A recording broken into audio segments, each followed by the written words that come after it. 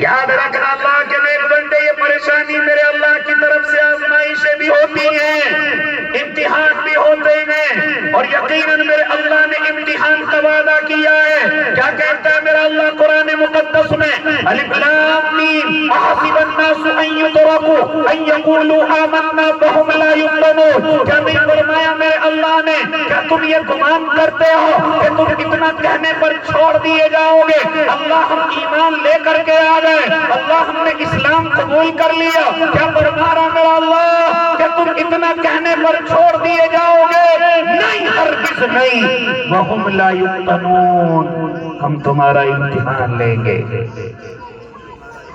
ہم تمہاری آزمائش کریں گے کہ تم اپنے قول میں کتنے سچے ہو، اپنے قول میں کتنے مضبوط ہو۔ ایمان قبول کر لیا، اس ایمان کے ساتھ دنیا میں رہنا اتنا آسان نہیں، امتحان لیے جائیں گے، آزمائشیں ہوگی۔ جب ایک دنیا کا انسان 10th کلاس کی مجھے اور آپ کو سرٹیفکیٹ بغیر امتحان کے نہیں دے سکتا، بغیر آزمائش کے نہیں دے سکتا۔ کوئی دنیا کا کالج اگر ایمانداری سے آئے تو بغیر امتحان کے ڈگری نہیں دے سکتا۔ تو پھر میں نے اور آپ نے کیسے سمجھ لیا کہ ایمان کی ڈگری بغیر امتحان کے مل جائے گی؟ آپ حضرات تو کہتے ہیں، علماء بھی کہتے ہیں کہ بغیر ایمان کے جنت میں داخل نہیں ہوگا، ایمان کی ڈگری جس کے پاس ہوگی وہی جنت کے اندر داخل ہوگا۔ یہ ڈگری کیسے ملے گی؟ بغیر امتحان کے مل جائے گی، بغیر آزمائش کے مل جائے گی۔ یہ میں نے اور آپ نے کیسے سوچ لیا؟ نانا اللہ کے نیک بندو، میرا اللہ امتحان لے گا، میرا اللہ آزمائش کرے گا، میرا اللہ دیکھے گا کہ تم اپنے اس ایمان لانے کے قول میں کتنے سچے ہو، ایمان لانے کی اس بات میں کتنے سچے ہو۔ اللہ تو کیسے آزمائے گا؟ اللہ تیرے امتحان کا طریقہ کیا ہوگا؟ اللہ تیرے ایگزام کا طریقہ کیا ہوگا؟ تو میرے اللہ نے اس طریقے کو بھی بتلایا۔ وَلَنَبْلُوَنَّكُمْ بِشَيْءٍ مِّنَ الْخَوْفِ وَالْجُوعِ وَنَقْصٍ مِّنَ الْأَمْوَالِ وَالْأَنفُسِ وَالثَّمَرَاتِ۔ میرے اللہ نے ایگزام کا طریقہ بھی بتلا دیا، تمہارا امتحان کیسے ہوگا، تمہاری آزمائش کیسے لی جائے گی۔ کیا فرما رہا میرا اللہ؟ ضرور بھی ضرور ہم تمہارا امتحان لیں گے، تمہارے دل میں کسی کا خوف ڈال کر ہم تمہارا امتحان لیں گے، تمہیں بھوکا رکھ کر ہم تمہارا امتحان لیں گے، تمہارے مالوں کو نقصان پہنچا کر ہم تمہارا امتحان لیں گے، تمہاری جانوں کو نقصان پہنچا کر ہم تمہارا امتحان لیں گے۔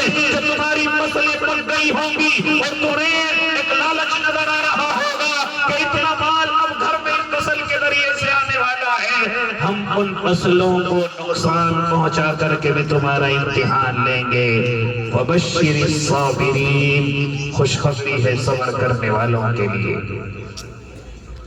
اے اللہ کے نیک بندو، یہ جو آج میرے اور آپ کے دل میں بلا اور بلا کا خوف بیٹھا ہوا ہے، کہیں اللہ کی طرف سے امتحان تو نہیں ہے؟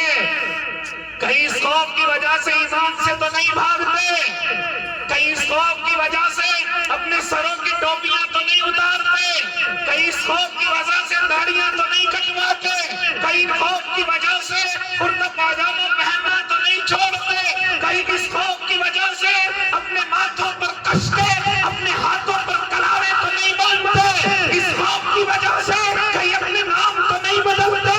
اس خوف کی وجہ سے کہیں تم اپنے آپ کو مسلمان ظاہر ہونا تو ختم نہیں کر رہے ہو؟ یاد رکھنا، یہ خوف کا دل کے اندر ہونا یہ اللہ کی طرف سے امتحان ہے کہ دیکھو ذرا ان کے دلوں میں کسی کا خوف ڈال کر یہ اپنے اللہ کو بھولتے ہیں، یہ اپنے اللہ کو یاد رکھتے ہیں، یہ اپنے اللہ کو دل سے نکال کر بھاگتے ہیں۔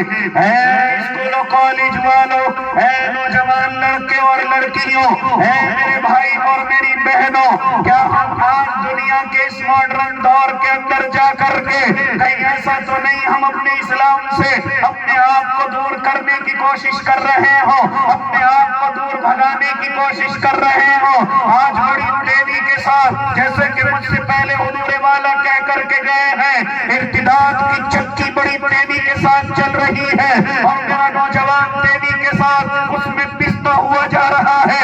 خاص طور سے میری نوجوان ارتداد کی چکی میں پستی ہوئی جا رہی ہے. کیا وجہ ہے؟ کیا وجہ ہے؟ کسی کا خوف تو دل میں نہیں آ گیا ہے. اللہ کے علاوہ کسی اور سے ڈرنا تو شروع نہیں کر دیا ہے.